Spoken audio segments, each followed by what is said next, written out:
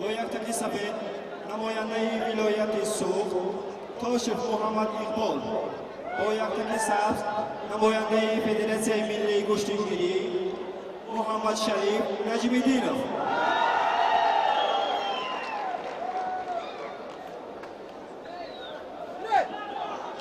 دوستان عزیز، باز چهره‌ها یا پدیده‌های آشنا که در صحنه رقابت‌های داخل جمهوری‌های هنر و استعداد آنها را تماشا کردیم به صحنه رقابت می‌برند. در آستانه تجلیل جشن نوروز بین‌المللی بود که ما دیدیم چگونه محمد شریف نجمیدینov توانست که برنده شاه جایزه شود. ببینید برداشته زدن، ولی این هم یک عملکرد بسیار زیبا. احسن با توشف هم ورزشگری که به هنر و استعدادش باید کف گفت. توشف در ناحیه مسچوی ولایت سوق به دنیا آمده است و در آنجا تمرین کرده است. تحت هدایت محمد جاوید امیدوف تمرین میکند و به همین ترتیب استعدادی که از او به چشم میرسد واقعا در همون کوه‌ها و منظره‌های خوبی ناحیه مسچو هست. احسن به هنر و استعدادش که تو اینجا یک پهلو گرفت، یک پهلوی دیگر میتواند تقدیر قوزمایی را حل کند. هنوز نمیشود گفت که توشف پورا پیروز هست، ولی به هر حال میتوان گفت که توشف در اینجا پیش صف است، ولی حدود 4 دقیقه بیشتر تا پایان وقت اساسی که باقی مانده است. پرتاب بالای شانه نجمیدینov ولی در صورت به موقع اجرا شدن میتواند آسیب داشته باشد به ورزشگر، ولی خوشبختانه آسیب نداشت. به هر حال مبارزه ادامه می‌یابد و این هم عمل کرده که توشف در حال اجرا کردن است. یک بار دیگر هم همون پرتاب بالای شانه. واقعا وقتی عمل کرد و اجرای اصول پهلوان ها را مشاهده میکنیم، توشف به نظر میرسد که آسیب دیده باشد و امیدوار هستیم که آسیبش جدی نباشد و بر رقابت برگردد. و پزشک یا با طبیب نیاز دارد. امیدوار هستیم که یک نفس راست میکند و به حالت اوله برمیگردد، چون بعضا حالت‌های میشود که واقعا همون قسمت قورغه ورزشگر میتواند آسیب بیند. یک بار دیگر ببینیم اینجا در حالی که اجرای اصول میکرد میتواند، یک اصطلاحی هست در ما که میگویند رگ کشیدن، یعنی همون قسمتی که تو جای آسیب ببیند در حال گویم اجرای اصول اگر بدن گرم کردن نباشد در آنجا میتوان گفت که یکم آسیب پذیری شاید باشد. ولی توشف خیلی خوش درخشد دوستان عزیز، با یک پهلو پیش صف است.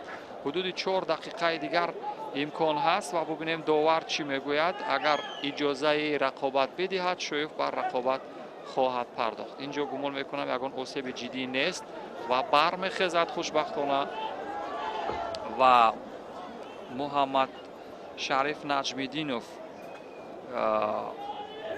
رو به باخت دارد در این رقابت ادامه مییابد. یک پهلوی دیگر برای توشف کافی خواهد بود تا در این رقابت پیروز شود یا حداقل خوب در برابر حریف حرکت کند و یک آگاهی به توشف ورزشگری توشف محمد اقبال که از ولایت سوق هست گفتیم. واقعا در چند مرحله از مسابقات داخل جمهوری‌های که در ولایت سوق برگزار شده بودند با استعداد این پهلوان رو دیدیم. در جمهوری همسایه ما ازبکستان نیز هنرنمایی کرده است که آنجا هم خوب بود و پرتاب سر شانه از سوی محمد شریف نجمیدینov ولی نتیجه ندارد. 3 دقیقه بیشتر تا پایان وقت اساسی باقی مانده است. محمد اقبال توشف اکنون به مربع برمیگردد و رقابت رو ادامه خواهد داد. از محمد شریف نجمیدینov عملکرد و حرکات ҷаззоберо то ин муддат интизор буданд, вале фурсат ҳаст то лаҳзаи поёнӣ, вале бубинем дар ниҳоят чӣ хоҳад шуд, чун муҳаммадшариф ҳам то ин ҷо таъм ба шикаст додан нест. мавқеияти қапидан, иҷрои усул ҳам шояд иттифоқ биафтад ва муҳаммад иқбол тошев ҳам бубинед иҷрои усул мекунад. муҳаммад иқбол тошев ҳам набояд нигарон бошад, фақат мубориза барад. як бори дигар ҳам партоби сари шонаро иҷро мекунад муҳаммад иқбол ва яке аз умедҳои гӯем ҷудо дар саҳнаи рақобатҳои ҷаҳонӣ ва гӯштини миллӣ дар рақобатҳои дохили ҷумҳуриявӣ барои мураббиён ва ҳамчунин мактаби ҷудои вилояти суғд ҳамин муҳаммад иқбол тошев аст. ва гумон мекунам аз лиҳо ва танбеҳ огоҳии дуюм ин ба танбеҳ табдил меёбад. як бори дигар низ партоби болои шона ва яке аз муваффақиятҳои муҳаммад иқбол тошев ин он аст ки ба самти чап фавран иҷрои усул як бори дигар ҳам ин ҷо аз сӯи муҳаммадшариф буд, вале муҳаммад иқбол ҳам хуб иҷрои усул мекунад ба самти рост. 2 дақиқа бештар то поёни вақти асосӣ боқӣ мондааст. муҳаммад иқбол набояд рӯ ҳафтода бошад, фақат ҳаракат кунад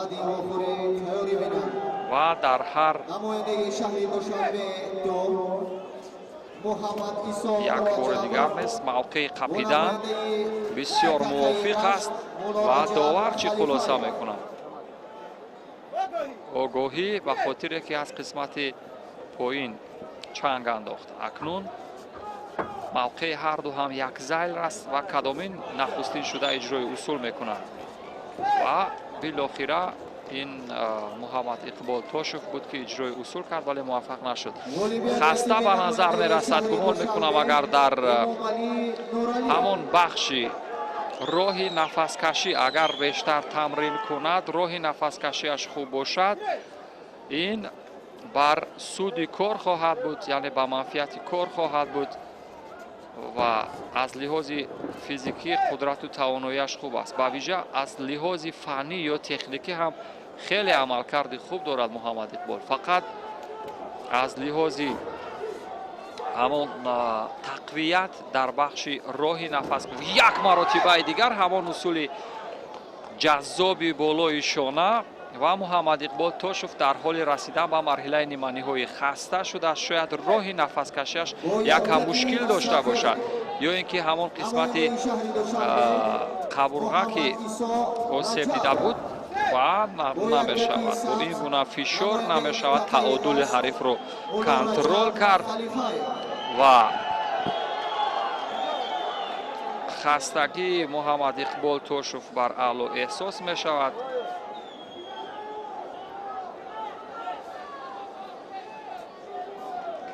ва 5 дақиқа аллакай 4 дақиқаю 45 3 дақиқаю 45 сония сипарӣ шудааст то поёни вақти асосӣ 1 дақиқаю 15 сонияи дигар мондааст. муҳаммад иқбол тошев дар ҳоли расидан ба марҳилаи ниманиҳоӣ. муҳаммадшариф наҷмиддинов ки аз ӯ интизори партобҳои ҷаззобу диданиро доштем, то ин муддат иттифоқ наафтоданд. яъне то ин муддат натавонистем ки аз муҳаммадшариф ягон иҷрои усули ба мавридеро бубинем, вале ҳарифаш ҳам ҳарифи ҷиддӣ ба назар мерасад.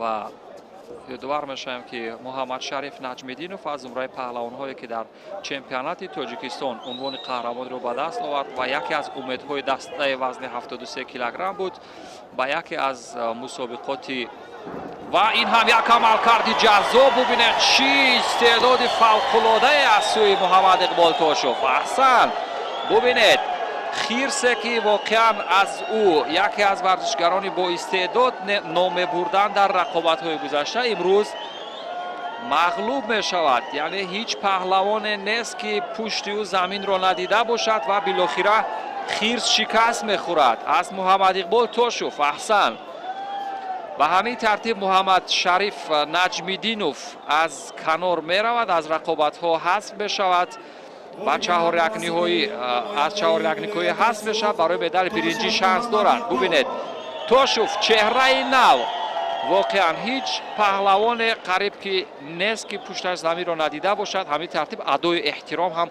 یکی از خصلت‌های نجیب هست که اینجا محمد شریف نجمیدینوف نشان داد. یعنی دستی حریف رو برداشت، یعنی ناکامی یا باخت یا بازنده شدن رو قبول کردن، این هم خصلت‌های نجیب پهلوانی هست.